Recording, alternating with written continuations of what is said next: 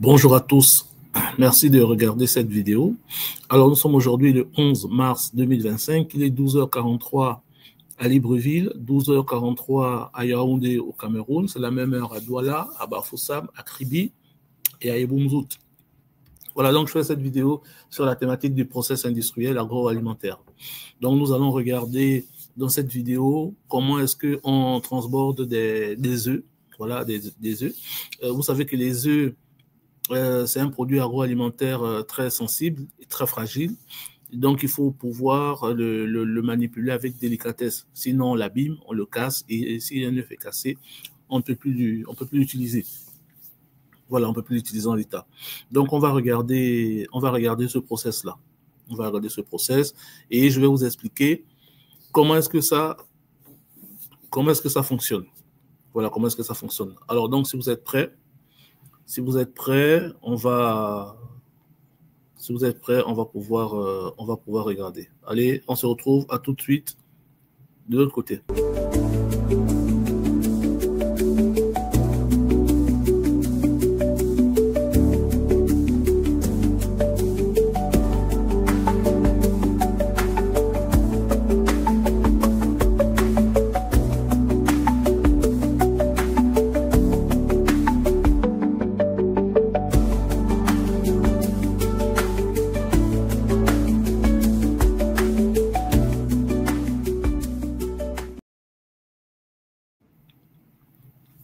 Alors ici, vous avez le process industriel donc des œufs.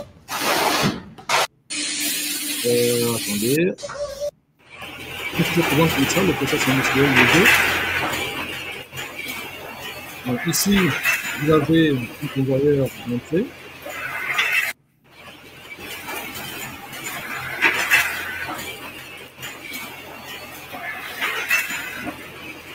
On aurait bien coupé le son. Voilà, donc ici, vous avez un convoyeur d'entrée. Donc là, ça va être le convoyeur d'entrée. Et sur votre côté gauche là-bas, en face, ça va être le convoyeur de sortie.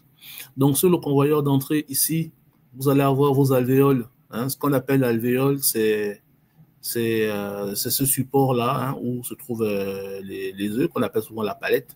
Ouais, donc vous avez vos palettes d'œufs qui arrivent, mais on appelle ça l'alvéole. Voilà. En langage technique industriel agroalimentaire, ça s'appelle des alvéoles. Et là, c'est des alvéoles carton. Sachant que dans le monde agroalimentaire, notamment des œufs, on peut avoir des alvéoles plastiques et des alvéoles carton. Là, c'est des alvéoles carton. Voilà, il y a des avantages à utiliser le plastique et des avantages à utiliser le carton. Des inconvénients aussi. Le carton, il a beaucoup d'inconvénients. Voilà, il a beaucoup d'inconvénients. Et voilà, je pourrais vous expliquer ça un peu plus loin. Donc voilà, toujours est-il que ça, c'est un convoyeur. En fait, c'est un double convoyeur, parce qu'on a un côté gauche ici, on a un côté droit, donc double convoyeur. OK, alvéole à alvéole 9. Voilà, qui sont donc séparés ici à un taquet. Voilà, donc c'est vraiment au gabarit des alvéoles. Et probablement que c'est réglable, donc ça veut dire que c'est des pièces de format que tu règles en fonction du gabarit de l'alvéole que tu as. Là, ça doit être réglé pour des alvéoles en carton. Et si c'est des alvéoles plastiques, ça doit être plus grand ou plus court, ça dépend. Voilà. Donc, ce qui va se passer, c'est que vos alvéoles vont arriver ici. OK? Elles vont arriver ici. Et lorsqu'elles seront en position, ben vous allez avoir donc ce bras. Hein, ce bras, c'est un bras ventouse, OK, qui fait 180 degrés. OK? Donc, il se déplace sur 180 degrés, qui vient récupérer les œufs ici et va les déposer sur le convoyeur à rouleau. Hein. Là, notamment, c'est des rouleaux. Convoyeur à rouleau, qui est un convoyeur de sortie et qui va expédier les œufs vers le process. Après, ne me demandez pas de quel process il s'agit derrière. Ça peut être, ça peut être un process agroalimentaire, ça peut être un process pharmaceutique, ça peut être un process voilà, ça peut être tout autre process. Donc voilà. Donc, vous voyez la prise des œufs. Donc il prend, il dépose, il prend, il pose.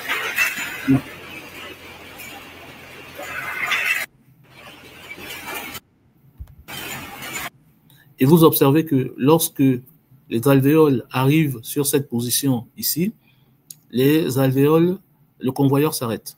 Okay? Lorsque les deux alvéoles arrivent sur cette position, le convoyeur s'arrête. Par contre, le bras il continue de fonctionner. Voilà, le bras continue de pivoter. OK?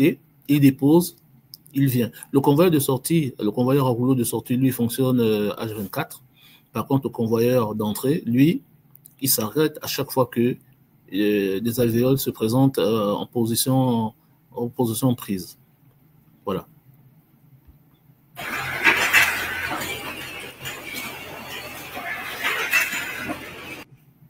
Alors, donc ici, vous pouvez remarquer donc les ventouses. Hein, là, c'est des ventouses.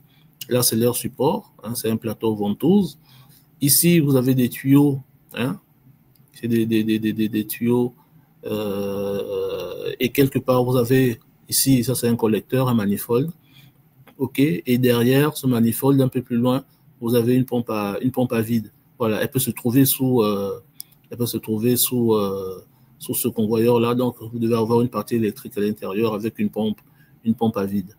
Donc, ici, sur le plateau ventouse, vous avez donc les différents supports ventouses en noir ici, et en jaune, ce sont des ventouses.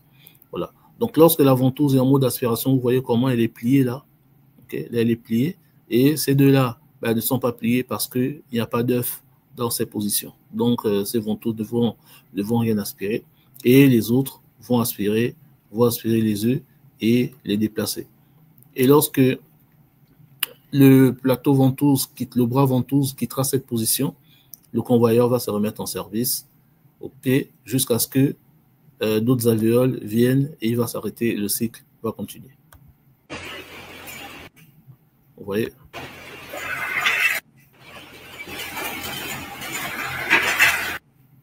Alors, ce qu'il faut savoir, c'est que sous ce convoyeur-là, on doit avoir des capteurs, on doit avoir des cellules, hein, on doit avoir des cellules qui arrêtent le convoyeur. Voilà. C'est pas des cellules qui voient, ce n'est pas des cellules qui voient les alvéoles. Ce n'est pas des cellules qui voient les alvéoles. Je pense que c'est des cellules qui voient les taquets, hein, qui voient les taquets. Voilà, qui voit le taquet. Et une fois qu'elle a vu le taquet, elle s'arrête parce qu'elle sait que l'alvéole est présente. Voilà. Donc, une fois qu'elle voit le taquet, elle s'arrête. Ça doit être des capteurs inductifs. Voilà, vu que c'est des taquets certainement métalliques. Je pense que c'est des métalliques. Voilà. Donc, ça s'arrête et hop, ça récupère les œufs. Voilà. Maintenant, la question que vous pouvez vous poser, mais à quel moment le bras sait qu'il est proche des œufs ou à quel moment il sait que les œufs sont juste à proximité? Mais il doit avoir un capteur, ça peut être à l'intérieur de la machine puisque c'est un 180 degrés. C'est un 180 degrés, donc ça veut dire que lorsque le bras atteint par exemple 170-15 degrés, mais à partir de ce moment, il sait qu'il doit commencer à aspirer. Et quand il atteint environ 5 degrés, il sait qu'il doit commencer à souffler. Voilà, donc il aspire, il souffle, il aspire, il souffle. Voilà. Donc lorsqu'il atteint, là on va être dans la position où il va atteindre par exemple, on va dire 175 degrés, qui va être la position de prise. Voilà, donc là il est autour de 174 degrés, ok. Et lorsqu'il va atteindre 175, 176 degrés, à partir de là, on va avoir l'électrovanne qui se trouve en amont de ce collecteur-là, de ce manifold-là, qui va donc permettre à la pompe à vide d'aspirer. Voilà. Et donc la pompe à vide va aspirer et elle va aspirer les œufs. Voilà. La pompe à vide, elle doit fonctionner en permanence. Voilà, ça c'est sûr, elle fonctionne en permanence. Et lorsqu'on aspire les œufs, vous voyez, les œufs ne tombent pas. Les œufs ne tombent pas parce que l'aspiration est en permanence. Voilà, l'aspiration est en permanence et là, il n'y a pas de problème. Là, on a atteint, on va dire 5 degrés, voire moins, et à partir de ce moment, le bras ventouse, ok, lâche les œufs. Lâcher les œufs, ça veut simplement dire que l'électrovanne d'aspiration se ferme. Une fois qu'elle est fermée, il n'y a plus de succion qui se fait, et donc les œufs sont lâchés. Mais les œufs ne peuvent pas être lâchés à une certaine hauteur, sinon ils risquent de se casser. Donc il faut que le plateau ventouse soit au plus proche des rouleaux, donc autour de de 0, entre 0 et 5 degrés par là, je pense que ça peut être intéressant. Après, tout ça, c'est des réglages qui se font, hein, des réglages qui se font soit par l'automatisme ou par un réglage mécanique du bras. Voilà, un réglage mécanique du bras. Donc ça va être ça. Et puis, il faut aussi savoir qu'il se peut aussi que parfois, les œufs soient plus petits. Voilà, les œufs soient plus petits. Donc, si les œufs sont plus petits, ça veut dire qu'il faut aller chercher la succion un peu plus loin. Il faut aller chercher la succion un peu plus loin et il faut aller chercher la dépose un peu plus loin. Donc, tout ça se règle. Voilà, tout ça se règle. Donc, vous voyez, quand on regarde ici, l'une des pannes courantes ici, ça va être une panne au niveau du plateau ventouse. C'est-à-dire que vous allez avoir l'aspiration qui va se faire, la succion qui va se faire.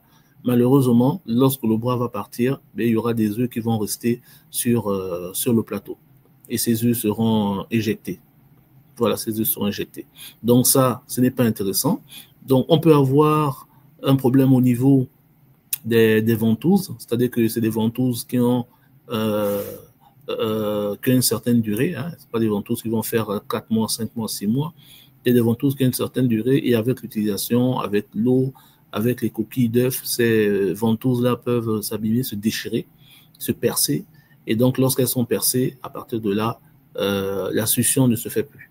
Même si la ventouse vient écraser l'œuf, vient s'appuyer sur l'œuf, mais la succion, vu qu'il y a le trou, il y aura de l'air qui va être admis et donc on n'aura pas suffisamment de pression négative pour aspirer l'œuf. Et donc, ça ne marchera pas. Voilà. Donc, ça peut être un problème au niveau des ventouses. Hein, si vous vous retrouvez avec des œufs un peu par-ci par-là, c'est un problème au niveau des ventouses. Ça peut être un problème aussi au niveau... Ça peut être un problème au niveau des tuyaux ici. Vous voyez les descentes ici, là. Voilà, ces tuyaux-là peuvent aussi être percés, peuvent être endommagés. OK. Et donc, la succion ne se fera pas. Ça peut être aussi au niveau de ces tubes, ces colonnes que vous voyez en blanc là, ok. On peut avoir aussi des fuites par là. Ça peut faire en sorte que la succion ne se fait pas. Ça peut aussi provenir de votre pompe à vide. Voilà, ça peut provenir de votre pompe à vide. À partir de là, peut-être qu'elle est défaillante. Voilà, donc la succion ne se fera pas. Ça peut aussi provenir de la position de votre plateau, hein, sur le poste de prélèvement. Peut-être que au niveau de votre capteur s'est peut-être décalé. Hein, votre capteur s'est décalé et à partir de cet instant, il va arrêter le plateau soit un peu trop tôt, soit un peu trop tard. Et donc, vous n'allez pas prélever les œufs correctement. Du moins, vous n'allez même pas les prélever. Voilà, du moins, vous n'allez pas les prélever. Donc, voilà. Donc, ça, c'est des raisons qui peuvent faire en sorte que vous ne puissiez pas prélever les œufs. Une autre chose aussi, ça peut être l'angle. Comment on appelle cette histoire d'angle? Les phases d'aspiration, de prélèvement et les phases de dépose qui peuvent être décalées. Voilà, peut-être un problème de réglage, ainsi de suite. Donc, il faudra bien les régler pour pouvoir avoir la succion quand il faut et la dépose quand il faut en fonction du gabarit de l'œuf. Voilà.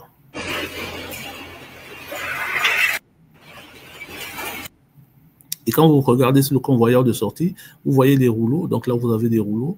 Et entre les rouleaux, vous avez comme des ouvertures. Voilà, ces ouvertures, c'est exactement là où viendront reposer chaque œuf.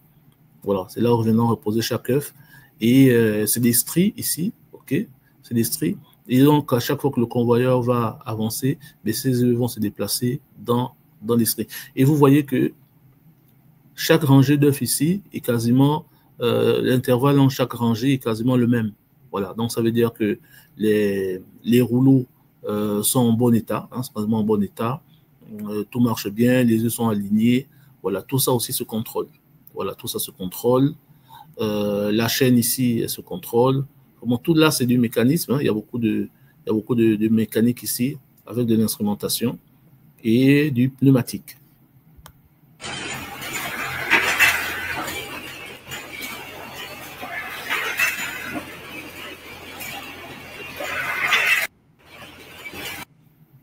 Voilà. Donc, il faut bien noter que ces convoyeurs-là, ok, en dessous, il y a un, comment on appelle ça? il y a donc une cellule. Hein, il y a une cellule qui détecte la présence alvéole,